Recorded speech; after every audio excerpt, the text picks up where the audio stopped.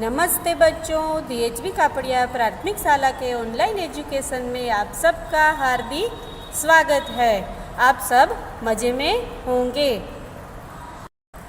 कल हम सब ने साथ मिलकर एक सांप सीढ़ी का खेल खेला था।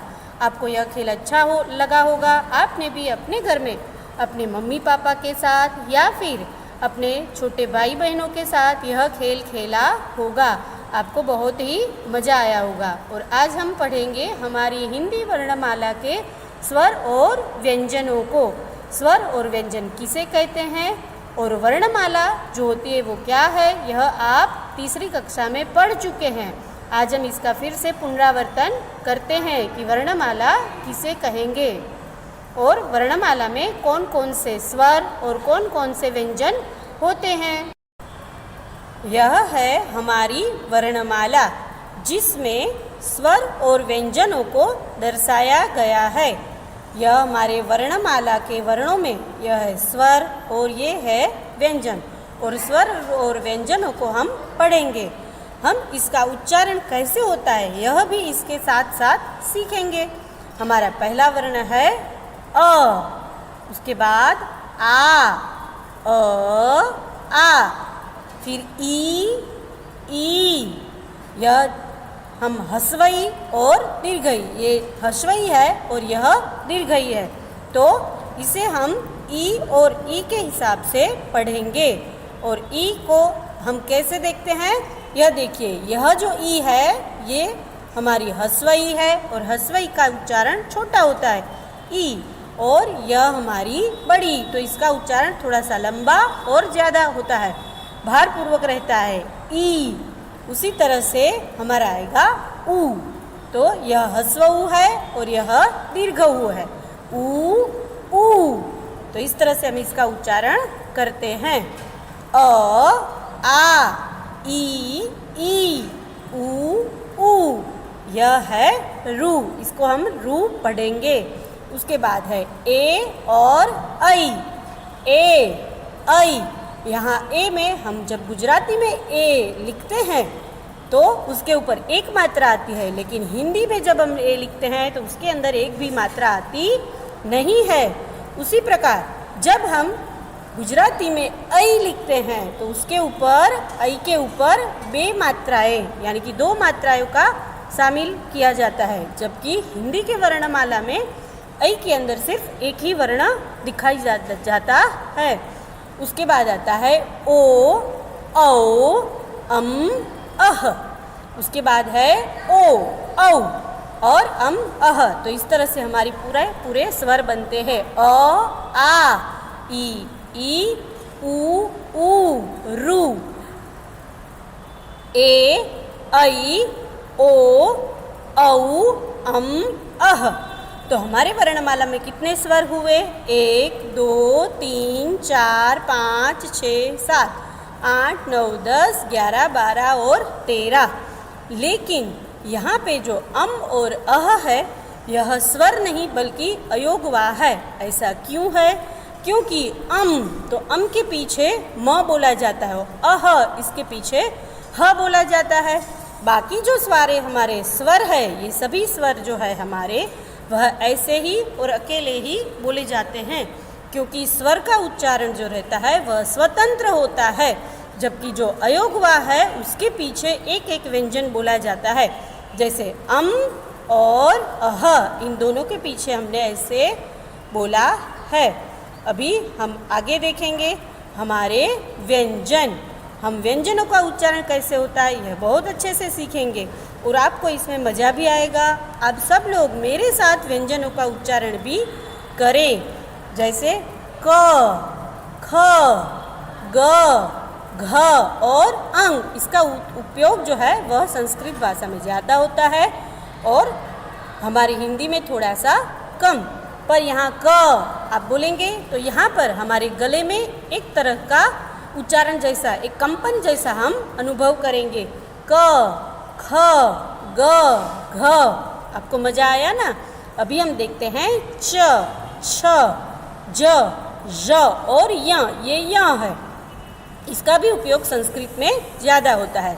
अभी च, छ, ज और ज, इसका जब आप उच्चारण करेंगे तो आपकी जो जीवा है मुंह में, हाँ, वह जीवा के ये दो छोरों पे, हमारे ये दो गाल के भाग पे अंदर के साइड में हमारी जीवा वहाँ पे टच करती है। तो अभी आप फिर से करिए उच्चारण, च, छ, ज, ज और य, यानी कि हमारे दांतों के साइड में यह हमारी जीवा जो है वह टच होती है और जीवा का हमारा जो बीच का भाग है थोड़ा सा ऊपर की ओर अड़ता है। बाद में है हमारा ट, ठ, ड, ढ और अण।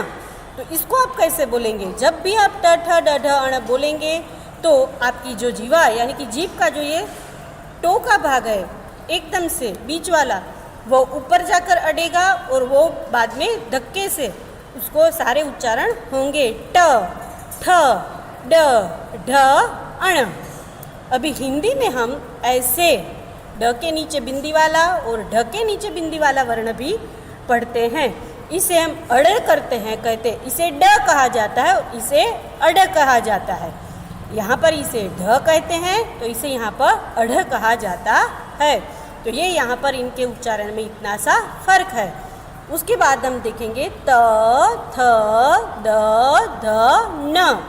इसे जब भी आप पढ़ेंगे तो आपकी जो जीवा है वो आपके दांतों को छू लेगी, आपकी जो जीवा है वह आपके जो दांत है उसको छुएगी। अभी आप देखिए त, थ, द, ध, न। अभी बोलने का प्रयत्न कीजिए। उसके बाद आएगा प, फ, ब, भ और म। हम उसके बाद यहाँ पे प वाली लाइन में आते हैं तो प वर्ग में क्या होता है? हमारे दो होठों का उपयोग होता है। ये सारे उच्चार हम हमारे दो होठों के साथ करते हैं, प, फ, ब, भ और म। अभी आगे देखते हैं य, र, ल, व, श। तो य, र, ल, व, स ये अलग अलग है।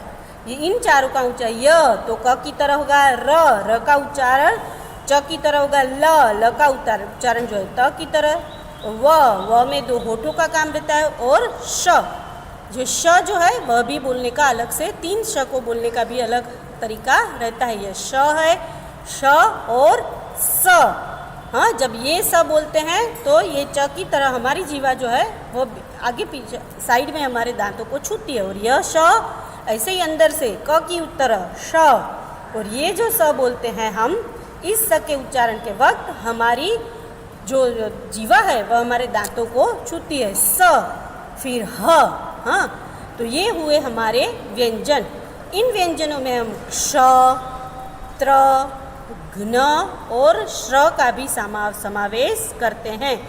इनका भी उसमें समावेश होता है। लेकिन ये जो हमारे चार वर्ण है, क्ष, त्र, घ्न और श्र, ये चारों जो वर्ण है वह संयुक्त व्यंजन है। संयुक्त व्यंजन है। एक बात और याद रखिए बच्चों कि जो भी वर्णमाला में सभी व्यंजन है, हमारे ये सभी व्यंजन है, उसका उच्चारण स्वतंत्र नहीं होता। उसका उच्चारण करने के लिए हमें उसमें स्वर को उमेरना पड़ता है। वह स्वर के साथ ही बोला जाता है। क तो अ बोलते हैं, क के बाजू में का, यहाँ पे हम खड़ी लिट्टी करें तो का, ख के बाजू में खा, अगर इसको ग, क को हस्वई लगाए तो की, ऐसा उच्चारण, यानी कि स्वर के बगैर व्यंजन बोले जाते नहीं हैं। जो भी व्यंजन आप बोलेंगे तो उसका उच्चारण स्वर के साथ ही होता है। तो ये हमारी वर्णमाला के व्यंजन हुए। वर्णमाला में स्वर जो है वह 33 है। हाँ, और संयुक्त व्यंजन ये चार हमारे संयुक्त व्यंजन है। और ये चार संयुक्त व्यंजन जो है हमारे यह चार है, क्ष, त्र, घ्न और श्र। ये चार हमारे संयुक्त व्यंजन है। तो आपको यह वर्णमाला में और व्यंजनों के उच्चारण में समझ आ गया होगा। अभी हम आगे हम देखते हैं कि आगे हम किस प्रकार से इन व्यंजनों को लिख सकते हैं और संयुक्त व्यंजन को किस प्रकार से लिखा जाता है, यह हम सीखेंगे। संयुक्त व्यंजन को, यह हमारे संयुक्त व्यंजनों को लिखने का तरीका है कि संयुक्त व्यंजन जो है वह दो व्यंजनों को मिलाकर बनता है और संयुक्त व्यंजनों के साथ एक एक स्वर का भी उपयोग होता है। जैसे हमारा क्ष है तो इस क्ष को लिखने के लिए आप देखिए, एक श को हम लिखेंगे तब इसमें उच्चार होता है क, श और अ। क, श और अ, इन तीनों व्यंजनों का साथ में उच्चारण किया जाता है। अगर हम क्ष में अ की जगह आ उमेरे तो यहाँ परक्षा होगा, ई उमेरे तो क्षी होगा। तो इस तरह से यह बनता है। यहाँ पर क्ष तो क्षमा ऐसे शब्द बनता है। बाद में हम दूसरा शब्द देखें दक्ष। अगर इसमेंक्षा उमेरे तो दक्षा हो जाता है। हाँ, उसके बाद देखिए त्र के अंदर और दो व्यंजन है हमारे, त और र, साथ में हम लेते हैं अ। तो पुत्र हमने देखा, अगर हम यहाँ पर अ की जगह ई रख दे, ह्रस्व ई को लिखें तो यहाँ पर त्र का त्रि हो जाता है, तो यह बनता है त्रिकोण। उसके बाद ग्न, हम इसका उच्चारण ग्न करते हैं, लेकिन आपने कहीं जगहों पर सुना होगा कि इसका उच्चारण ज्य होता है, और इसका सही उच्चारण ज्य ही है, क्योंकि यह ज और य को मिलाकर बनता है। यहाँ पर अ हमने स्वर लिखा है तो यज्ञ, या तो हम इसको यज्ञ भी बोलते हैं, पर ज़्यादातर इसका उच्चारण यज्ञ होता है। अगर हम यहाँ पर अ की जगह पे आ स्वर लिखें तो ग्न का ग्ना होगा, तो उसका होगा ज्ञान। हमारे साथ हो जाता है यह ज्ञ का ज्ञान। और अगर इसको ज्ञान हम नहीं बोले तो सही उच्चारण होगा ज्ञान। समझे? अभी हम आगे देखते हैं स्र। हमारा जो स्र है इसके अंदर श और र, श और र, उसके साथ अ। अगर यहाँ अ की जगह दीर्घ ई मैं लिख दूँ, यहाँ अ की जगह मैं दीर्घ ई लिखूँ तो यहाँ पर श्री होगा, तो स र ई तो श्री। उसके बाद ये हो गया श्रीलंका। तो आपको मज़ा आया होगा। यह हमारे जो स्वर व्यंजन है यह भी किसी जादू से कम नहीं है। आप सबको इसे पढ़ते हुए समझते हुए बहुत मज़ा आया होगा। बच्चों, हम जो पढ़ते हैं अगर उसको रटे नहीं या फिर उसे लिखे नहीं तो हमारा अध्ययन जो है वह कच्चा रहता है और हम आगे नहीं बढ़ पाते। इसलिए आप सबको एक होमवर्क दिया जाता है। हमने जो भी वर्णमाला में स्वर, व्यंजन और संयुक्त व्यंजन सीखे उसे आपको अपनी नोटबुक में, अपनी कॉपी में अच्छे अक्षरों में लिखना है और इसे अच्छे से याद करना है, और इसका उच्चारण भी अच्छे से हमें याद रखना है। आपको ये अच्छे से सीख लिया होगा आप सबने और आपको मज़ा आया होगा। आपका दिन शुभ हो।